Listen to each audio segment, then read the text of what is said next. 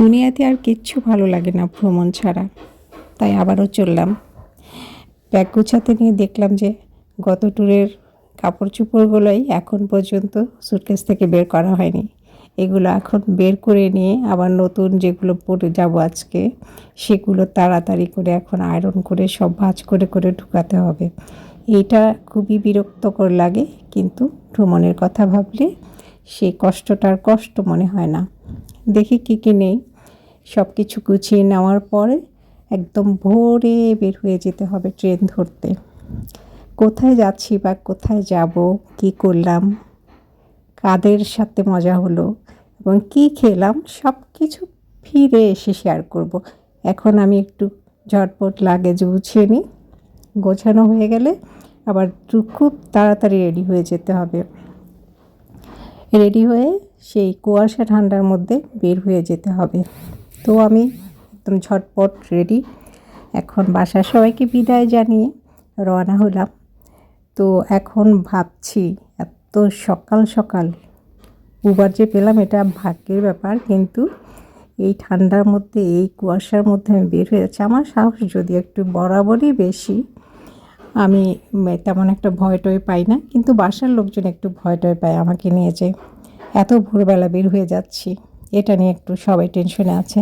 বাবার টেনশনের কি আছে, জীবন তো একটাই, যা ঘটবার তা ঘটে, একটু সতর্ক থাকলেই হয়। সো এই কাক ডাকা ভোরে, মানে কাক যদিও ডাকছে না, কাকেরাও ঘুমাচ্ছে, এখনও ডাকা শুরু করেনি, কিন্তু আমি উঠে গেছি বলতে প্রতিদিন তো এত সকাল সকাল ওঠা হয় না, ঘুরতে যাওয়া বলে ব্যাপার।